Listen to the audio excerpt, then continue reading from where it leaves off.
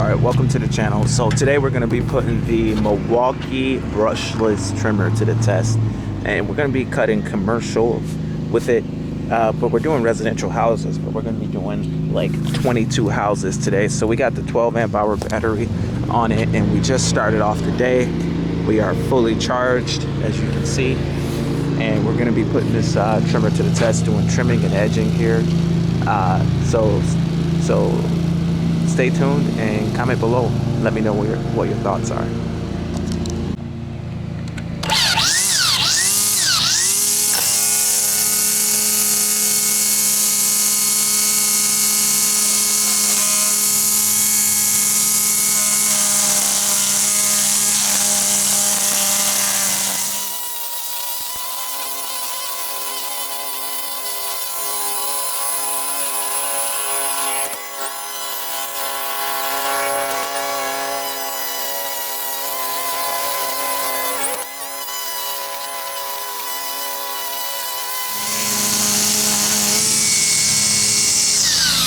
Alright, so there you go.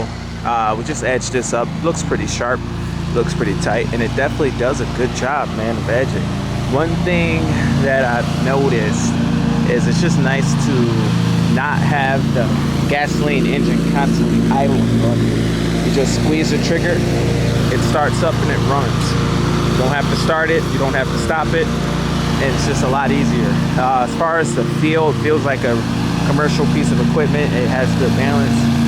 It runs good. Just one of the concerns that I had is the water. It's not meant to be used in a wet or moist environment according to the manual. You gotta wonder how it would do if it got wet, or how it would do if it started raining. On the truck there, we got our racks on the side of the trailer, and I don't know if I feel comfortable with this trimmer outside, being on the side of the truck. But anyway, I'm going to continue working, and we'll see how this trimmer does.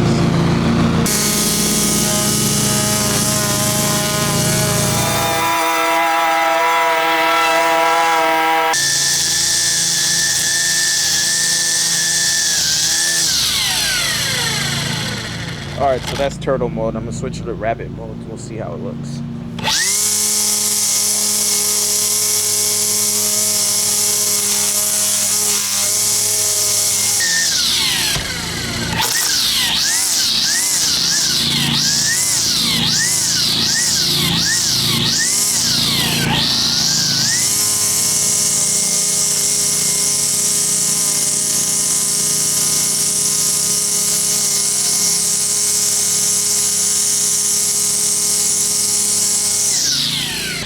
All right, Nick's giving it a shot. So how can you hear me? Can you guys hear me? Right now this machine's running. If it were a normal trimmer, I don't think you'd be able to hear me. But there's a lot less noise, man, with this thing.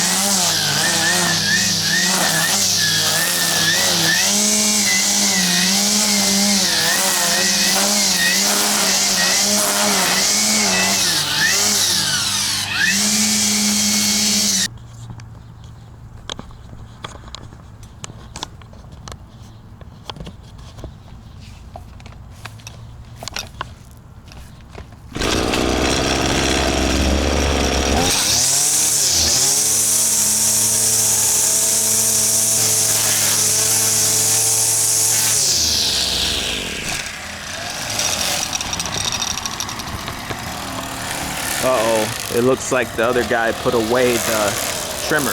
He put away the battery powered trimmer and got the gas powered trimmer.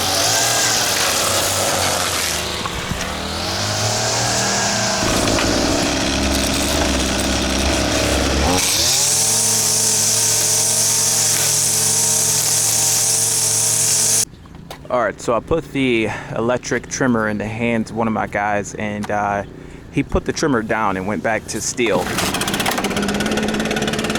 And it makes me wonder, you know, is it better?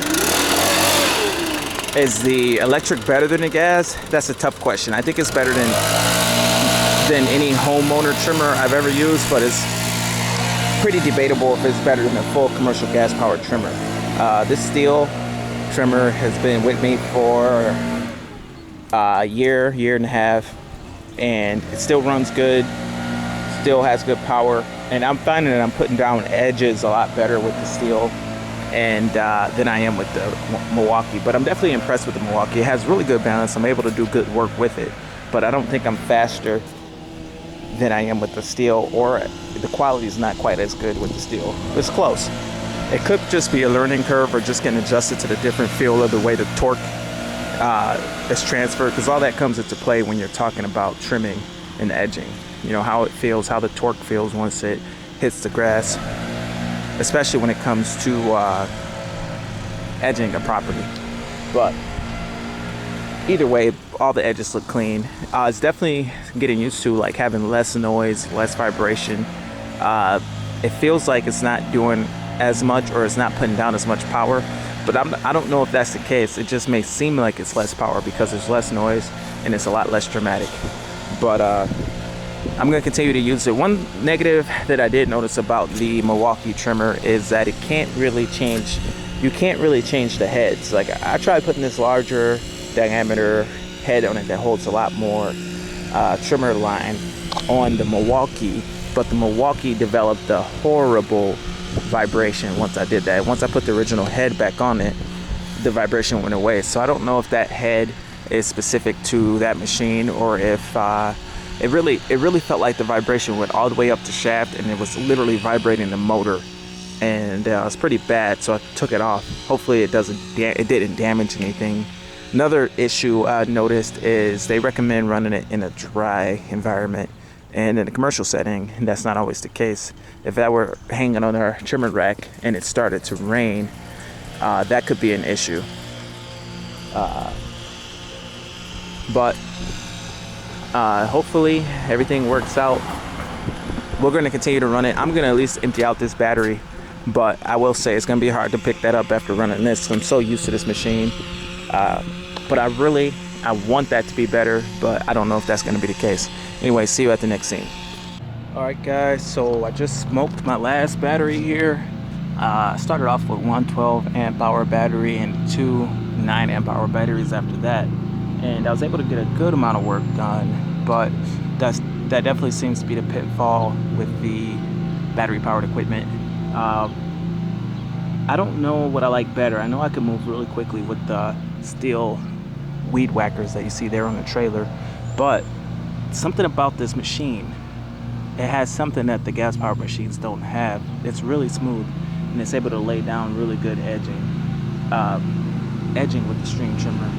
I edged this property with it, and it just looks laser straight. It's so smooth and balanced, and I think they really nailed the weight of the machine, and it feels really good. It feels really balanced. The gas powered, I don't know what I like better. You know, it's really close. Like I said, they both have pros and cons. The gas has more run time for sure, and I'm actually getting more with a tank of gas. I'm able to run longer than I am with a 9 amp hour battery, and I would say that a 12 amp hour battery is about the same as a tank of gas. So I think for a homeowner, it's a no-brainer to go with the Milwaukee, but it's definitely questionable for a contractor just because of the battery. But aside from the battery, everything else, I mean, it has the power, it does a really nice job, and it fatigues you a lot less. So I did notice that with the 400 watt inverter that's included in my F250, it's not enough power to charge one of these batteries, which is kind of a bummer, because the rigid tools that I have will charge multiple batteries at a time with multiple chargers. So that's kind of a bummer. But if there's some way to add another inverter to the vehicle that could handle maybe 2 or 3 of these chargers, that could be a different story. If you could have, I don't know how many you would need. If you had maybe 4 batteries and 3 charging, it could be worthwhile if they could charge in like 45 minutes or so. I don't know how long these take to charge, but definitely happy with it. Like I said, the head, you can get used to the head. I can do good work with this head, but I'm curious to see how long it'll last. But you have to push it down into the ground a little more than what I'm used to, because the string is so high up. The string on this trimmer is really high up off of the ground, so it kind of prevents you from scalping, but it makes you have to push the machine into the ground a little bit more. It's good if you're not used to using a trimmer. It keeps you from scalping up your lawn, but it's kind of something to get used to as a commercial user. Another thing with the head is I'm not sure if you could switch this head out or not, but I have noticed that it breaks the line off, so you got to constantly bump it, because if you leave it too long, if you leave it extended out without bumping too long, the line will break off here, and I had that happen a few times. So I think it might be worth it for me to try another head. But like I said before, I tried one of those bigger diameter heads on this machine, and it didn't work. It vibrated violently. It seemed like it would cause damage. So I took this off, and now that I think about it, they do vibrate quite a bit even on these machines. I've just gotten kind of numb to it. But the gas powered machines can handle the vibration a lot better. It almost absorbs it. Whereas if there's any vibration in the head, that will greatly affect the battery powered equipment. But definitely seems to run really good. I'm happy with it. And I don't know if I'm going to figure out how I can run this more. Like I said, I need to add a bigger inverter to the vehicle if I'm going to run this a lot more. But, you know, maybe another 12 amp hour battery, and maybe I would say 3 12 amp hour batteries would probably be enough. And by the time you ran down a 9 amp hour battery, you could have 3 of them charged up. So it could work. It is possible. Another thing to consider though is, will this machine break if water gets on it? I mean, obviously you don't want to douse it in water, but would a little bit of moisture cause negative have a negative effect? I don't know. But anyway, so far so good. One little quick thing I noticed too, real minor, is the cutter sometimes gets caught in long grass. It might cause you to trip up a little bit. Just noticed that a little bit. And what else? I think that's pretty much it. There's my guys.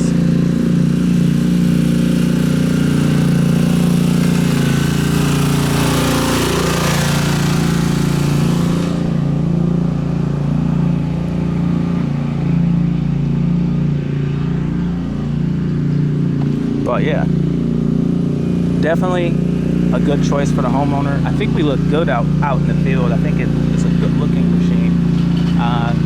And that's something with the steels. They look really nice. Having the steel equipment, you look very professional. I think we look professional as well using Milwaukee equipment. But I think it would be cool if a few things were changed so that commercial users could use this more often, because I'd be curious to see that if the industry made a shift to using these battery powered pieces of equipment, would that cause any effect on gas prices or the environment? You know, less fumes being emitted. But anyway, thank you for watching, and see you guys later.